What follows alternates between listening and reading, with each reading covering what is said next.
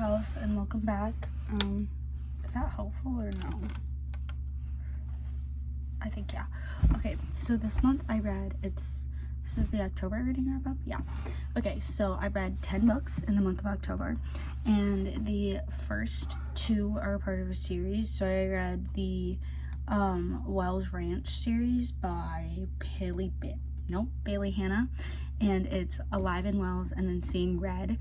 And Alive in Wells, check the trigger warnings for this book because there was some intense stuff. But in Alive in Wells, it follows, I swear to God, if that fucking thing falls again, Cecily, it's Cecily, I don't know how to say her name, but her and Austin, and pretty much her ex is abusive, so she moves on to Austin's farm for a job, and Austin doesn't like that she's there, but then he ends up falling in love with her. You know, classic. I really liked that one. I liked that one. I thought it was good, and it really made me want to be a cowboy's wife more than I already do. It was giving, like, she was just a ranch wife, and it was beautiful. And then in Seeing Red, it follows Cassidy and Chase, and Chase is technically a ranch hand, but he's worked there for so long and, like, been a part of their family that they pretty much took in.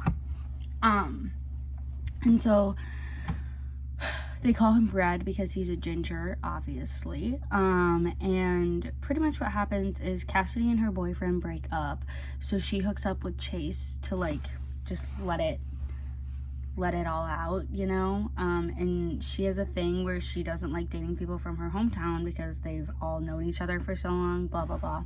So her fucking Chase is a big deal. And then she ends up pregnant. So, I really like this book. I thought that Chase showed a lot of growth, and that is something that I do love. Mr. Sir has a tortured past. So it's giving man with a tortured past learns to become better. It was beautiful, in my opinion. And then I read For Better or For Hers by Ava Hunter, and it follows Ash and Gus. This is like the second book in the Baby Moon or Bust series. In Baby Moon or Bust, it talks about Ash, because she's Tessie from Baby Moon or Bust's cousin, but they're like best friends. Anyway, so pretty much what happens in this is Ash is a death doula, which pretty much means that she helps families who are going through a loss, and people who are preparing to die, so people with terminal illnesses usually. She helps them with the transitions, and how that works. So she's death dueling for this man, and he is August's grandpa. But at one point in time, Ash was a professional wedding protester, and she protested Gus's wedding.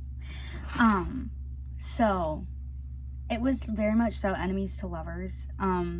They go on a trip together because Gus's grandpa, his last thing that he wants is for his whole family to be in one place together and, like, for them to all reconnect and whatever. So they're in Hawaii for like 2 weeks, and Gus and Ash have to get along.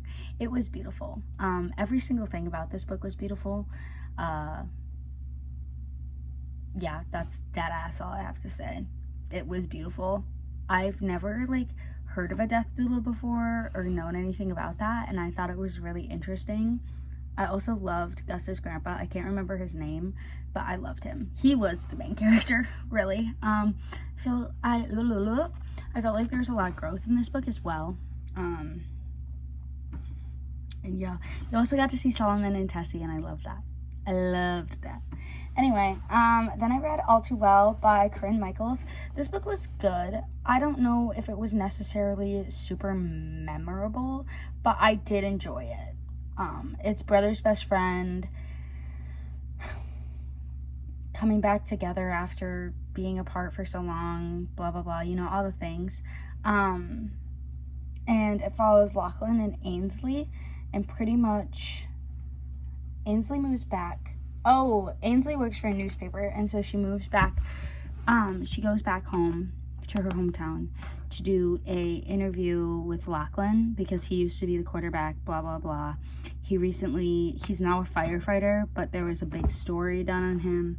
So Ainsley moves back to do a story on Lachlan, and her and Lachlan, I don't think they ever dated, but the feelings were definitely there, you know?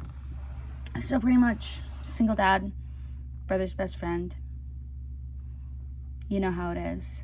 It was good, but I don't think, it was not mind-blowing. But it was a good, fun read. Very light, very, very good. Very good. And then I read Swallow Your Fear by Carly Brenna, and it follows Bryn and Booker. This one's like a dark cowboy romance. It's giving Yellowstone. I just started watching Yellowstone, and it's giving Yellowstone. So like, they kill people occasionally when they have to. You know, all the good stuff. And pretty much what happens is Bryn's ex-boyfriend one of the boys on the ranch lost the deed to the ranch in a bet, and they lost it to Bryn's ex-boyfriend. So then Booker enters the scene and tries to get the deed from Bryn's ex-boyfriend, and in doing so, he also gets Bryn. He didn't even use Bryn as leverage either. Her ex-boyfriend was a piece of shit, and she had no place to live, and Booker was like, okay, you can live with me. It was good. It was smutty is what it was. I read it for the smut, but it was fun. It was fun. And then I read Sunlight by Devney Perry. Okay. Crossroads by Devney Perry was not my favorite. I loved the whole entire Eden series pretty much, but Crossroads let me down, okay? Sunlight redeemed that. Redeemed it. Pretty much it follows Sasha and Jax, and I've been waiting for Jax's story for so fucking long because you get so much in Crossroads and then it's like nothing. So Jax's dad owns this big ass ranch, and a whole bunch of shit goes down in Sunlight, so read Sunlight. Or not Sunlight, Crossroads, so read Crossroads. But a whole bunch of shit goes down. Ranch is under new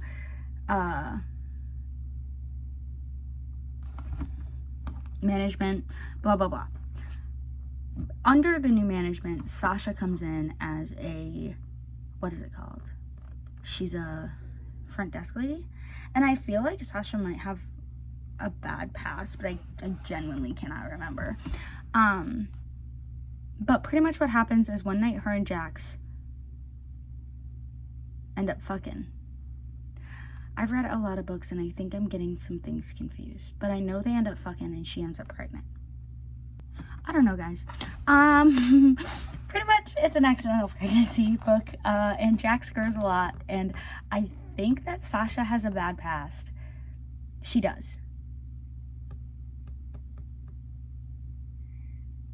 Because I can't remember if it's this one or... No, it's this one. Okay, so pretty much Sasha has... Is this Montana?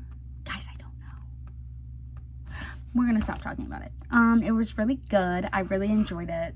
I know that something happened in Sasha's past, but I can't exactly remember what. But you see a lot of growth from her as well. No, it is that one. It is that book. Okay, so pretty much something goes down in Sasha's past, and then she moves to the ranch for the job. But her past doesn't follow her, but like it does weigh heavily on her, and then she finds out she's pregnant, and like so many things change, and so many things change for Jax too. And everything about it, this accidental pregnancy book, a lot of them have been hitting for me recently, but this one hits the hardest. I loved it. Then I read Chasing Wild by Elliot Rose, and it follows Colt and Layla. Pretty much what happens is Colt is Layla's ex-boyfriend's dad, and Layla goes up to the ranch that Colt lives on one day because that's where she thinks her ex-boyfriend is. And then she gets stuck up there for months. And so she works on the ranch because she's a vet. She's in vet school, so she ends up working on the ranch too. Pretty much they fall in love. Yeah, it was smutty. That's all I signed up for. And there's a second book coming out in November, and I'm so fucking excited because it's about another broody cowboy who used to be a bull rider, and he lives on a mountain by himself. I'm excited. I'm excited. Some people didn't like this book though, because it was a little cringy sometimes and pretty much smut with a side of plot. But I liked it. And I did think that the plot was plotting. I also do think that their love story was cute. So, anyway, then I read Happenstance by Tessa Bailey.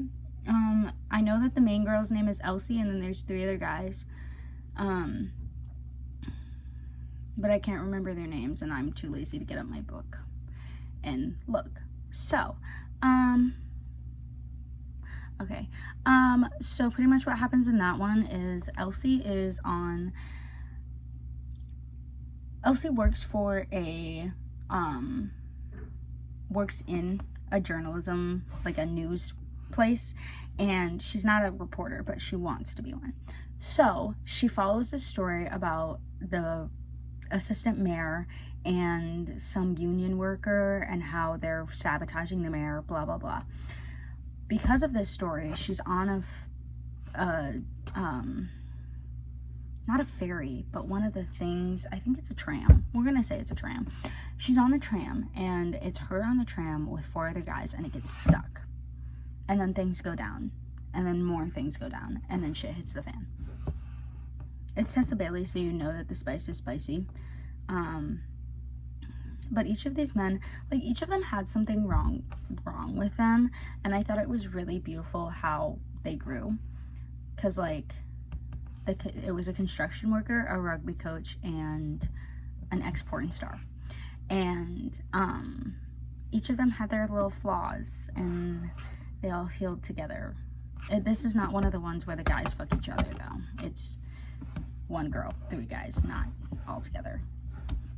Anyway, then I read Power Play by Chelsea Curto, and this one follows Liam and Piper. So this is a part of the DC Stars series, and it follows Emmy. It's after Emmy and Maverick's book, and Liam is the goalie.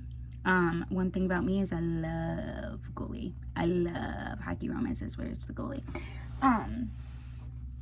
So Liam and Piper, they become friends.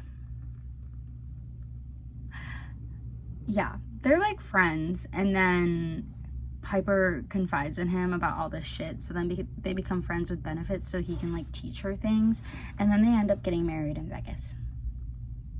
So, and my favorite part about this is that, it talks a lot about misogyny in sports, and that was beautiful, and Chelsea Curto has always talked about that, like, with Face Off. A big theme in that was the misogyny in sports. Same with this one, because Piper's a reporter, and like I love Chelsea Curto, but